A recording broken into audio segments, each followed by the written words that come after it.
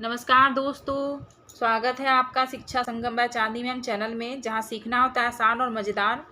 तो आज हम सीखेंगे अध्याय 4 गुणज तथा गुणनखंड, क्लास 5 की बुक है। तो यहाँ पर कुछ भी दिया हुआ नहीं है, बस बॉक्स दिया हुआ है, इसको पढ़ने वाला है। तो चलिए हम नेक्स्ट पेज पे चलते हैं। तो नेक्स्ट पेज में है, यहाँ ये बॉक्स में ये बोल रही है, ये लेडीज बोल रही है कि ऐसी संख्या जो एक तथा स्वयं के अलावा किसी अन्य संख्या से भी पूरी विभाजित हो जाए वह भाज्य संख्याएं कहलाती है। ठीक है, जैसे कि यहाँ पर लिखा हुआ है।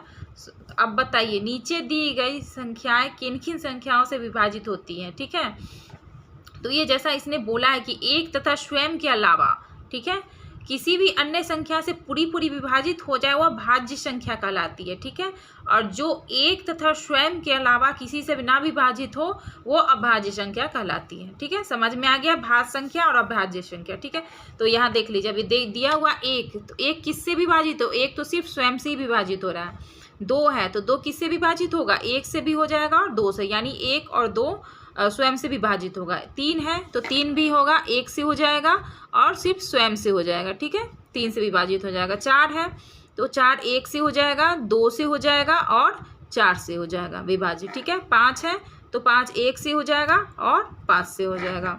छः है एक से हो जाएगा, दो से हो जाएगा, उसके बाद तीन से भी हो जाएगा, उसके बाद छः से हो जाएगा। ठीक है, सात है तो सात एक से हो जाएगा और सात से हो जाएगा।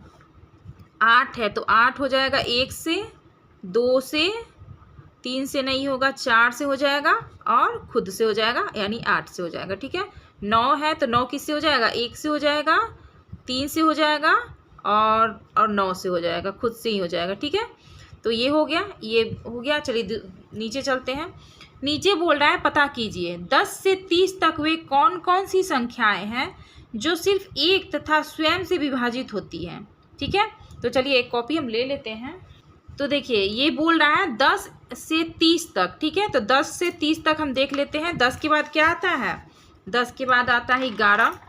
ठीक है, 11 के बाद बोल रहा है कि जो सिर्फ एक तथा स्वयं से विभाजित होती है। तो 10 के बाद जो 11 आता है ये सिर्फ एक से होती है और 11 से ही स्वयं से विभाजित होती है। ठीक है, उसके बाद 13 हो जाएगा। ठीक है, 13 भी एक से होती है और 13 से ही होती है। उसके बाद 15 कटती है, वो 15 नहीं होगा, 17 हो जाएगा।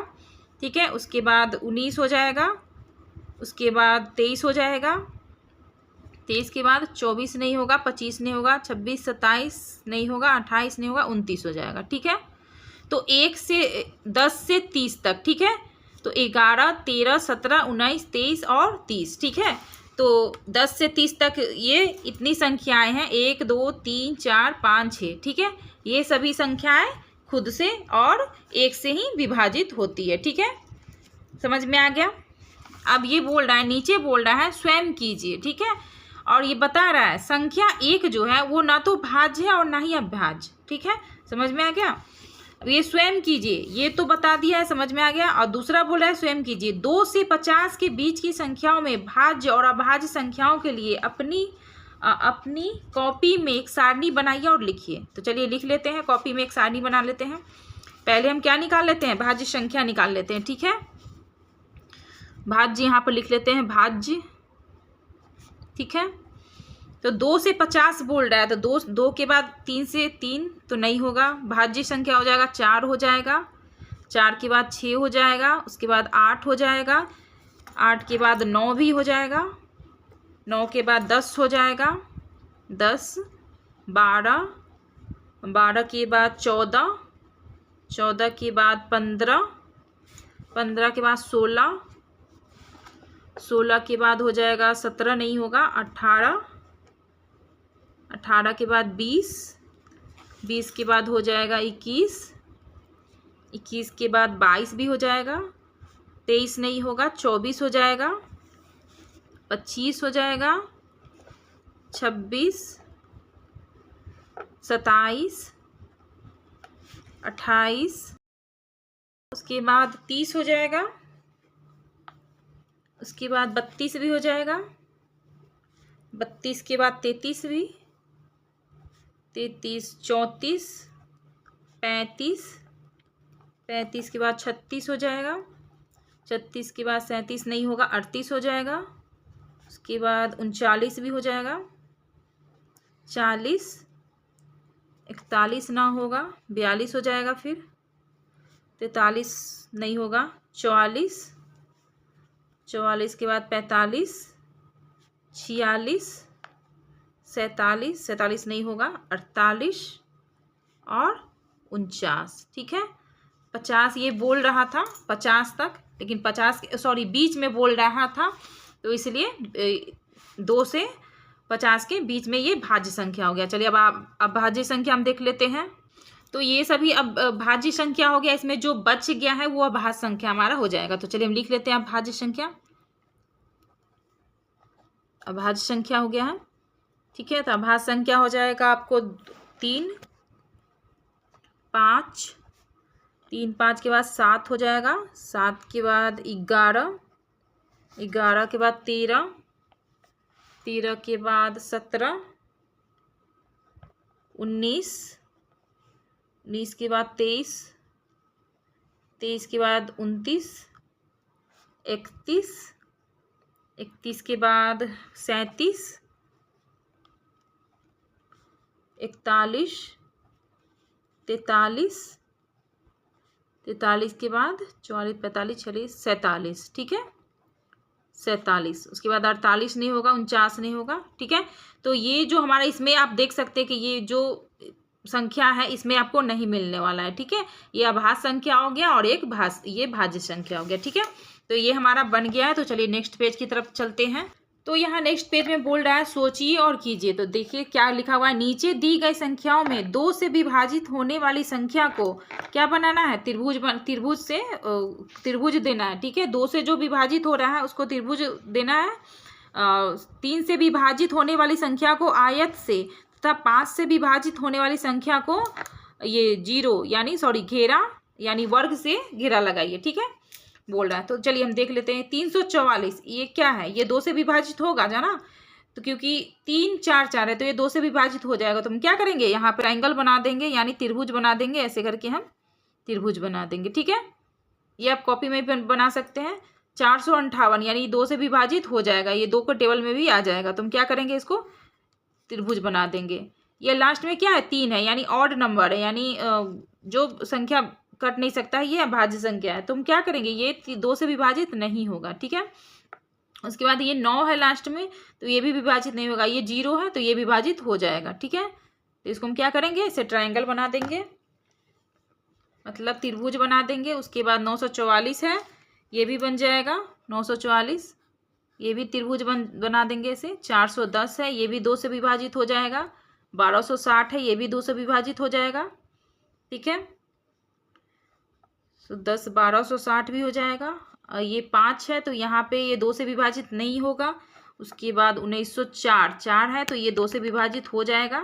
ठीक है, उसके बाद ये नहीं होगा। 4210 ये 2 से विभाजित हो जाएगा। ठीक है, तो 2 से हो गया। 3 से विभाजित होने वाली को हम क्या करेंगे, आयत बना देंगे। तो 3 से विभाजित जो हो रहा है, तो पहले तो हम देख लेंगे जो संख्या जो संख्या का जो अंक है उसका जो जोड़ है वो 3 से विभाजित हो जाएगा, तो समझो कि वो 3 से विभाजित हो जाएगा। ठीक है, जैसे मान लीजिए 4 4 8 9 10 11 11 3 से विभाजित होगा, नहीं होगा। ठीक है, तो ये 3 से विभाजित नहीं होगा। इसमें देख लीजिए 8 8 5 5 4 9 9 9 18 17 17 3 से विभाजित नहीं होगा। ठीक है, तो ये नहीं होगा। ये देख लेते हैं 7 3 10 5 15, तो 15 3 से विभाजित हो जाता है, यानी 3 के टेबल में आ जाता है। ठीक है, तो ये 3 से विभाजित हो जाएगा। तो हम क्या करेंगे, यहाँ पे हम रेक्टेंगल बना देंगे, आयत बना देंगे। ठीक है, उसके बाद ये नहीं होगा। ठीक है, 3 से विभाजित नहीं होने वाला है। उसके बाद देख लीजिए 3 से विभाजित हो जाएगा 480। ठीक है, ये भी 3 से विभाजित हो जाएगा, तो इसको भी हम क्या करेंगे, ऐसे आयत बना देंगे। ठीक है, उसके बाद ये नहीं होगा, ये भी नहीं होगा। 4 1 5 5 तो 3 से विभाजित नहीं होता है, तो नहीं होगा। 4 4 8 8 8 16 17 ये भी नहीं होगा। 12 6 2 8 1 9 ये हो जाएगा। 9 9 आ रहा है तो 3 से विभाजित हो जाएगा, यानी इसको हम क्या करेंगे, आयत बना देंगे ऐसे, ठीक है। ये 3 से विभाजित नहीं होगा। 1904 ये हो जाएगा, 9 1 10 4 14 नहीं होगा, 3 से विभाजित नहीं होगा, ठीक है। तो चलिए ये देख लेते हैं, 7 2 9 1 10 5 15, तो ये 3 से विभाजित हो जाएगा, ठीक है। तो इसे इसको हम आयत बना लेंगे। और देख लेते हैं, 4 2 6 1 7 ये नहीं होगा, 9 1 10 5 15, तो ये हो जाएगा, ठीक है। ये इसको हम आयत से घेरा लगा लेते हैं। तो 3 से हो गया। अब 5 से देख लीजिए, 5 से कौन हो जाएगा, जो जिसके अंत में 5 आएगा और चाहे 0 आएगा, ठीक है। तो इसमें 0 आ रहा है, तो ये 5 से विभाजित हो जाएगा। तो उसको हम क्या करेंगे, इस पर गोला लगा देंगे, ठीक है। आप यहीं पर लगा सकते हैं, आप कॉपी में लिख लीजिएगा, ऐसे हम यहाँ पर बना देते हैं गोला। तो ये हो जाएगा 410, ये भी हो जाएगा, क्योंकि लास्ट में जो 0 आ रहा है या 5 आ रहा है, यानी 0 5 आएगा तो 5 से विभाजित हो जाएगा, ठीक है। 1260 ये भी हो जाएगा, तो इसको भी हम गोला लगा देते हैं बड़ा सा, ये भी हो जाएगा, 5 से विभाजित हो जाएगा। ये नहीं होगा, ये भी नहीं होगा, ये हो जाएगा, ठीक है। 1905 ये भी हो जाएगा। तो आई थिंक ये समझ में आ गया है, थोड़ा सा ट्रिकी था लेकिन समझ में आ गया होगा। ये आप कॉपी पे सॉल्व कर लीजिएगा, कोई भी डाउट होगा तो ज़रूर कमेंट बॉक्स में पूछ लीजिएगा, ठीक है। चलिए अब देखते हैं, नेक्स्ट देखते हैं। अब बताइए, तो 3 अंकों वाली 7 संख्याएं लिखिए जिनमें 3 और 5 से पूरा पूरा भाग लग जाए। तो 3 और 5 से पूरा पूरा भाग लग जाए, तो इसके लिए हम क्या करेंगे, पहले 3 और 5 का हम एलसीएम ले लेंगे, ठीक है। 3 और 5 का एलसीएम जब हम लेंगे तो कितना आ जाएगा, 15 आ जाएगा, ठीक है। अब 15 के जो टेबल में आएगा 3 अंकों वाली, वो 7 संख्याएं हम लिख लेंगे, ठीक है। 15 सते 95, 15 सते 95, 15 8 105, ठीक है। तो क्या हो जाएगा, 7 संख्याएं लिखना है हमको, तो 105 हो जाएगा। 105 के बाद हो जाएगा 135, सॉरी 120 हो जाएगा। 120 के बाद हो जाएगा 135, 135 के बाद हो जाएगा 15 15 हम इसमें जोड़ते चल जाएंगे, तो 135 के बाद आ जाएगा 150, 1 2 3 4 हो गया है। 150 के बाद आ जाएगा 165, 165 के बाद 180 और 195, ठीक है। 1 2 3 4 5 6 7, तो 3 अंकों वाली 7 संख्या ये बोल रहा था, तो हमने 7 संख्याएं लिख ली। ये 3 से भी कट जाएगा और 5 से भी पूरा पूरा कट जाएगा। आप भाग लगा के भी देख सकते हैं, ठीक है। तो ये हो गया हमारा। तो इसमें आगे कुछ भी दिया हुआ नहीं है, तो यहाँ देख लीजिए, आगे यहाँ पे है 16 एवं 24 का, ये बॉक्स में देख लीजिए थोड़ा सा लिखा हुआ है कि 1 3 5 9 15 और 45 से 45 में पूरा पूरा भाग लग जाता है, इसलिए इन संख्याओं को 45 का विभाजक कहते हैं, ठीक है। ये जो पूरा संख्याएं हम 45 जो संख्या है, अगर इस सारे संख्याओं से भाग लग जाता है तो इसको हम क्या कहते हैं, 45 का विभाजक कहते हैं, ठीक है। तो 45 का विभाजक कहते हैं, जिसे हम अपवर्तक भी कहते हैं, ठीक है। तो ये देखिए आगे दिया हुआ है, ये समझाया गया है कि 16 एवं 64 के अपवर्तों को देखिए और समझिए। जैसे ये 16 के अपवर्तक है, ठीक है, तो 16 किससे कट जाएगा, 1 के टेबल में भी आ जाएगा, 2 के टेबल में भी आ जाएगा, 4 के टेबल में भी आ जाएगा और 8 के टेबल में भी आ जाएगा और 16 के टेबल में भी आ जाएगा, ठीक है। तो वैसे ही है 64, 1 के टेबल में भी, 2 के टेबल में भी, 4 के टेबल में भी, 8 के टेबल में भी और 16 से भी कटेगा, फिर 32 से भी कट जाएगा और 64 से भी कट जाएगा, ठीक है। तो ये आपको समझाने के लिए दिया हुआ है, तो इसी के बेस पर क्वेश्चन आगे होगा। तो चलिए देखते हैं आगे वाला। तो नेक्स्ट पेज पर हम आ गए हैं, इसमें है आप भी निम्नांकित संख्याओं के सभी अपवर्तकों की गणना कीजिए। तो यहाँ दिया हुआ 90 के अपवर्तक, तो 90 के अपवर्तक में क्या हो जाएगा, चलिए देख लेते हैं। 90 किससे किससे कटेगा, किस किस के टेबल में जाए, 1 के टेबल में आ जाएगा, ठीक है, 2 के टेबल में भी आ जाएगा, 3 से भी कट जाएगा, 5 से भी कट जाएगा, उसके बाद 6 से भी कट जाएगा, उसके बाद 9 से भी कट जाएगा, उसके बाद 10 से कट जाएगा, उसके बाद 15, 18, 18 5 90, ठीक है, उसके बाद 30 से हो जाएगा, उसके बाद 45 दूना 90, 45 आ जाएगा, उसके बाद 90, ठीक है। तो ये 90 का अपवर्तक हो गया है। 75 के अपवर्तक है, 75 के अपवर्तक हो जाएगा 1 हो जाएगा, 1 के बाद 3 हो जाएगा, 5 हो जाएगा, उसके बाद 15 से भी कट जाएगा, 15 5 75, उसके बाद 25 हो जाएगा, 25 दिया 75, उसके बाद 75, ठीक है। तीसरा है 60 के अपवर्तक, 60 का हो जाएगा 1 2 3, 2 और 3 से जो कटेगा उसके बाद वो 6 से भी कटेगा, ठीक है। इतना समझ लीजिएगा, जो 2 और 3 से कटेगा यानी इसके गुणनफल से भी कटेगा, यानी 6 से भी कट जाएगा ये, ठीक है। उसके बाद ये 5 से भी कट जाएगा, पहले हम 5 लिख लेते हैं। उसके बाद 6 हो जाएगा, उसके बाद 10, 10 के बाद 12 पचे 60, 12 भी हो जाएगा। उसके बाद 15 हो जाएगा, 20 हो जाएगा। उसके बाद 30 भी हो जाएगा। उसके बाद एक और बच गया, 60 से हो जाएगा, ठीक है। तो यहाँ पर हम लिख लेते हैं 60, ठीक है। तो ये हो गया इसके अपवर्तक। तो नेक्स्ट देखते हैं यहाँ, अब हम 16 और 64 के अपवर्तकों पर गौर करेंगे, ठीक है। तो 16 के अपवर्तक जो है 1 है, 2 है, 4, 8, 16, ठीक है। 64 के हैं 1, 2, 4, 8, 16, ठीक है। और ये दोनों बच गया। तो ये जो सेम है ना, इसको हम क्या बोलते हैं, इसको समापवर्तक भी बोलते हैं, ठीक है। अपवर्तक को हम जो सेम आ गया, जैसे 1 से ये भी कट रहा है और 1 से ये भी कट रहा है, 2 से ये भी कट रहा है, 2 से ये भी कट रहा है, ठीक है। तो इसको हम बोलेंगे समापवर्तक, ठीक है। तो चलिए इसी के आधार पे आगे क्वेश्चन देख लेते हैं। आगे का क्वेश्चन है, निम्नांकित संख्याओं के समापवर्तक को ज्ञात कीजिए, ठीक है। तो चलिए कॉपी हम ले लेते हैं। 24 का समापवर्तक और 48 का समापवर्तक हम पहले निकाल लेंगे। तो 24 और 48 का समापवर्तक हम निकाल लेंगे। पहले हम 24 का निकाल लेते हैं। तो 24 का हो जाएगा 1 हो जाएगा, 2, 3, 4, 6 चौका 24, 6 हो जाएगा, 8 हो जाएगा, 8 3 24, उसके बाद 12, 12 दूनी 24, उसके बाद 24 हो जाएगा, ठीक है। और उसके बाद 48 है, ठीक है। 48 का हो जाएगा 1, 2, 3, 4, 6, 8, 12 से भी कट जाएगा, और हाँ 12 से भी कट जाएगा।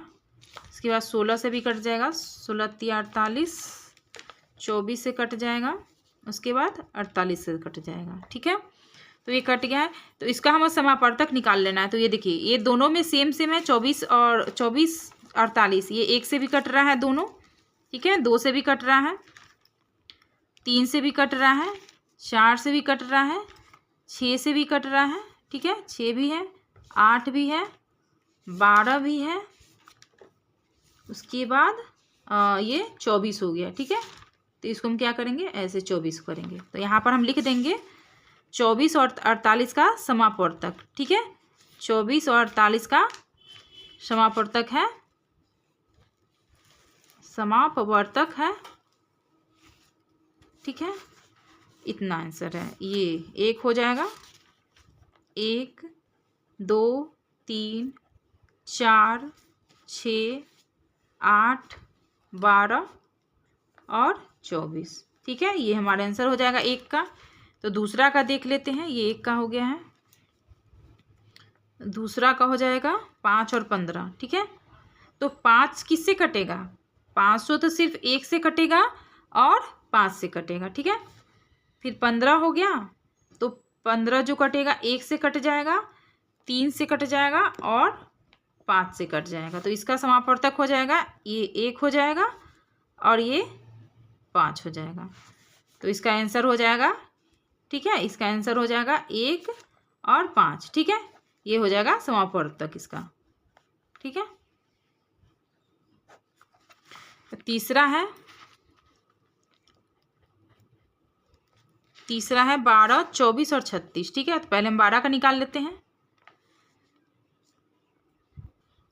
तो 12 का देख लेते हैं। 12 का पहले हम देख लेते हैं। 12 का हो जाएगा 1 हो जाएगा, 2, 3, 4, 6 और 12, ठीक है। उसके बाद 24 का हो जाएगा, 24 का 1, 2, 3, 4, 6, ये 8 से भी कट जाएगा, तो 8, उसके बाद 12, उसके बाद 24, ठीक है।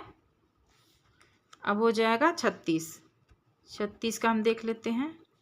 1 से भी कट जाएगा, 2 से कटेगा, 3 से कटेगा, 4 से, 4 के बाद 6 से कट जाएगा, उसके बाद 8 से नहीं कटेगा, 9 से कट जाएगा, ठीक है। 9 से हो जाएगा, 12 से, फिर 18 से 18 दूना 36 और 36, ठीक है। तो इसका समापवर्तक क्या हो जाएगा, चलिए हम देख लेते हैं समापवर्तक किसका हो जाएगा। तक कितना हो जाएगा, 1 हो जाएगा, ये 1, ये हो गया 2, ये हो गया 3, ये 4, ये 6 और 8 नहीं है, ये 1 12 हो जाएगा, ठीक है। तो इसका हो जाएगा समापवर्तक है 1 2 3 4 6 4 6 और 12, ठीक है, आंसर हो जाएगा। तो ये हो गया है। यहाँ पर अब कुछ भी दिया हुआ नहीं है आगे में। तो ये 2 या 2 से अधिक संख्याओं के सबसे बड़े समापवर्तक को उन संख्याओं का महत्तक समापवर्तक कहते हैं, ठीक है, ये पढ़ लीजिएगा।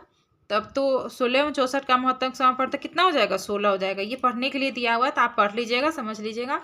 तो आगे का जो नेक्स्ट पेज है, तो ये हमारा गुणनखंड है। तो हम यहाँ तक तो गुणज था, तो गुणज हम लोग पढ़ चुके हैं, ठीक है। यहाँ 2 टॉपिक दिया हुआ है, गुणज तथा गुणनखंड। तो हम गुणज हम पढ़ चुके हैं और गुणनखंड जो हम नेक्स्ट ये टॉपिक जो है नेक्स्ट वीडियो में पढ़ेंगे। तो इसमें आपको कुछ भी डाउट हुआ हो, जो भी समझने प्रॉब्लम हुआ हो, कुछ भी डाउट है तो आप मुझे कमेंट बॉक्स में ज़रूर कमेंट कीजिएगा। और आज का क्लास कैसा लगा आप ज़रूर बताइएगा। और कुछ भी समझ में नहीं आया तो वो भी कमेंट कर दीजिएगा। और लाइक कर दीजिए, सब्सक्राइब कर दीजिए, अपने दोस्तों के साथ शेयर ज़रूर कीजिएगा। Thank you.